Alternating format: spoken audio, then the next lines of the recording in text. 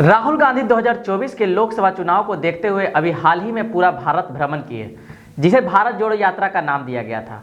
इस यात्रा में उन्होंने भारत के करीब करीब सभी लोगों से मिलने और इसको इस यात्रा का हिस्सा बनाने का कोशिश की, लेकिन ये सारी कोशिशें तब असफल हो गई जब इन पर सूरत कोर्ट ने 2 साल की जेल सुना दी, क्योंकि इन्होंने प्रधानमंत्री नरेंद्र मोदी को एक भाषण के दौरान अशब्द कहा और इनकी तुलना भगोड़े लोगों से किया।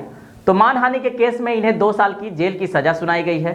इतना ही नहीं, इनकी अब सदस्यता भी लगभग खत्म हो गई है, यानी कि अब वो 2024 का लोकसभा चुनाव भी नहीं लड़ सकते हैं। इस पूरे प्रकरण में क्या हुआ, इनको सजा क्यों हुई, क्या कोई और उपाय है जिससे इनकी सदस्यता वापस आ सकती है, इन सब की जानकारी देंगे। उससे पहले हम आपको कुछ साल पहले संसद में माननीय प्रधानमंत्री नरेंद्र मोदी का बयान भी बताएंगे, जिन्होंने एक महिला सांसद को भी हंसी का पात्र बनाया और उनकी तुलना रामायण के शूर्पणखा से किया।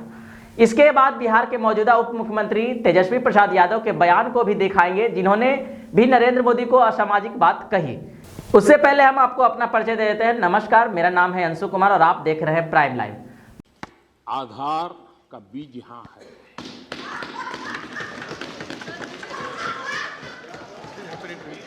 20 साल पहले नहीं, प्रधानमंत्री जी 1 मिनट, प्रधानमंत्री जी 1 minute. Now I would like to tell everyone, what happened to you? Now, if you have some problem, go to the doctor, please. ऐसा मत करिए। Sit down, Renuka ji. Sit down. This is not the way. I have to name you, please. अध्यक्ष जी, Please. सभापति जी, रेणुका जी को आप कुछ मत कहिए। To the office and also to media, सभापति जी, not to report such a loose talk and unruly behavior, please. सभापति जी, मेरी आपको प्रार्थना है, रेणुका जी को कुछ मत कीजिए। रामायण सीरियल के बाद ऐसी हंसी सुनने का आज सौभाग्य मिला है। बात दरअसल 5 साल पुरानी है, जब माननीय नरेंद्र मोदी राज्यसभा में 7 फरवरी 2018 को आधार को लेकर अपना विचार माननीय सभापति महोदय के सामने रख रहे थे। उसी दरमियान इनकी बातों को लेकर पूर्व केंद्रीय मंत्री रेणुका चौधरी जोर जोर से हंसने लगी थी। तो सभापति महोदय ने उन्हें संसद की मर्यादा को बनाए रखने के लिए, उनकी हंसी को रोकने के लिए बोले, लेकिन नरेंद्र मोदी ने सभापति महोदय से आग्रह किया कि सभापति महोदय जी, मेरी आपसे विनती है कि उन्हें आप कुछ न करें और उन्हें हंसने दिया जाए। और उपहास अंदाज में कहा कि वैसे भी रामायण सीरियल के बाद पहली बार ऐसी हंसी सुनने को सौभाग्य मिला है। यानी रामायण में जिस तरह रावण और खरदूषण की बहन शूर्पणखा हंसा करती थी, उसके बाद आज ऐसी हंसी सुनने को मिल रही है। यानी संक्षिप्त में कहे तो रेणुका चौधरी के अनुसार नरेंद्र मोदी ने उन्हें शूर्पणखा कहा और उसके बाद ये मामला तब और बड़ा हो गया जब केंद्रीय कानून मंत्री किरण रिजिजू शूर्पणखा की हंसते हुए एक वीडियो पोस्ट किया।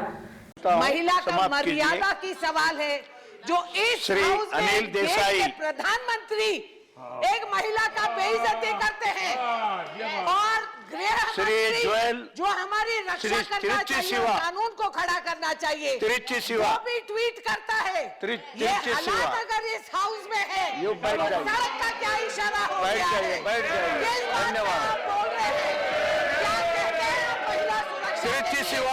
महिलाओं का मर्यादा होनी चाहिए और अगर आप ये दे नहीं सकते तो शर्म से ये बजट का ड्रामा मत कीजिए। इसके अगले ही दिन यानी 8 फरवरी को कांग्रेस सांसद रेणुका चौधरी ने बेहद आपत्तिजनक बताते हुए विशेषाधिकार हनन का प्रस्ताव लाने की बात कही थी और ट्वीट कर कहा कि इस क्लासलेस अहंकारी ने मुझे राज्यसभा में शूर्पणखा कहा था, मैं उनके खिलाफ मानहानि का केस करूंगी।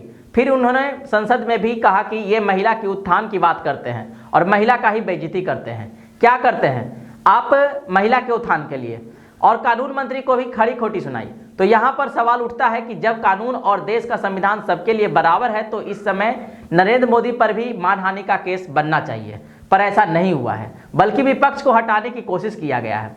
और सिर्फ नरेंद्र मोदी पर ही क्यों, बिहार के उप मुख्यमंत्री तेजस्वी प्रसाद यादव पर भी यदि केस हो तो मानहानि का केस बनता है, क्योंकि इन्होंने भी एक प्रेस कॉन्फ्रेंस के दौरान सारे गुजरातियों को ठग से संबोधित किया था। इस वीडियो में आप देख सकते हैं कि कैसे तेजस्वी यादव सारे गुजरातियों को ठग कर रहे हैं। अरे जो भी 2 ठग है ना, जो ठग है ठगी को अनुमति जो है आज के देश के हालात में देखा जाए तो सिर्फ गुजराती ही ठग हो सकते हैं। और उनके ठग को माफ किया जाएगा। मानहानि का केस तो इन पर भी हो सकता है, यदि कोई केस करता है तो तेजस्वी यादव पर भी मानहानि का केस बन सकता है। अब आपको बताते हैं कि ये सब प्रकरण कहां से स्टार्ट हुआ है। ये सब बात दरअसल 4 साल पुरानी है। राहुल गांधी ने कर्नाटक के कोलार में 13 अप्रैल 2019 को चुनावी रैली में कहा था कि नीरव मोदी, ललित मोदी, नरेंद्र मोदी का सरनेम कॉमन क्यों है, सभी चोरों का सरनेम मोदी क्यों होता है। राहुल गांधी के इस बयान को लेकर बीजेपी विधायक और पूर्व मंत्री पूर्णेश मोदी ने उनके खिलाफ धारा 499, 500 के तहत आपराधिक मानहानि का केस दर्ज कराया था। अपनी शिकायत में बीजेपी विधायक ने आरोप लगाया था कि राहुल गांधी ने 2019 में चुनावी रैली को संबोधित करते हुए पूरे मोदी समुदाय को कथित रूप से यह कहकर बदनाम किया कि सभी चोरों का सरनेम मोदी क्यों होता है। पूर्णेश भूपेंद्र पटेल सरकार के पहले कार्यकाल में मंत्री थे। वे दिसंबर में सूरत से फिर विधायक चुने गए थे। इसी संदर्भ में राहुल गांधी को सूरत कोर्ट ने 2 साल की सजा सुनाई है और यह सजा होने से कम 8 साल तक कोई भी राजनीतिक गतिविधि नहीं कर सकते हैं। लोकसभा में जारी अधिसूचना के आधार पर राहुल गांधी ने संविधान के अनुच्छेद 102 का 1 और जनप्रतिनिधित्व अधिनियम 1951 के धारा का तोड़ा है, जिसके कारण उन्हें अयोग्य घोषित किया गया है। इसमें कहा गया है कि सूरत की एक अदालत द्वारा मानहानि के एक मामले में सजा सुनाए जाने के मद्देनजर केरल के वायनाड संसदीय सीट का प्रतिनिधित्व कर रहे राहुल गांधी को 23 मार्च 2023 से अयोग्य ठहराया जाता है। लेकिन अभी देखा जाए तो इनकी सदस्यता पूरी तरह से खत्म नहीं हुई है। इनके पास अभी 2 कोर्ट, एक हाई कोर्ट और एक सुप्रीम कोर्ट का दरवाजा अभी भी बचा है। यानी हाई कोर्ट यदि इस पर अभी स्टे लगाती है तो इनकी सदस्यता अभी बचेगी, और यदि स्टे नहीं लगाती है तो एक चांस सुप्रीम कोर्ट का भी है। और अगर यहां भी स्टे नहीं लगता है तो फिर राहुल गांधी को कोई नहीं बचा सकता है। इनकी सदस्यता 8 साल के लिए खतरे में आ जाएगी। अभी जब हम ये वीडियो बना रहे हैं तो अभी तक का खबर आपको बता देते हैं इससे रिलेटेड कि अभी हाल ही में कांग्रेस की तरफ से इमरजेंसी मीटिंग बुलाई गई है। मीटिंग में हुए निर्णय के आधार पर आगे की कार्रवाई की जाएगी। आज की वीडियो को यहीं पर अंत करते हैं। वीडियो पसंद आया हो तो लाइक, शेयर और सब्सक्राइब करना ना भूलें। शुक्रिया।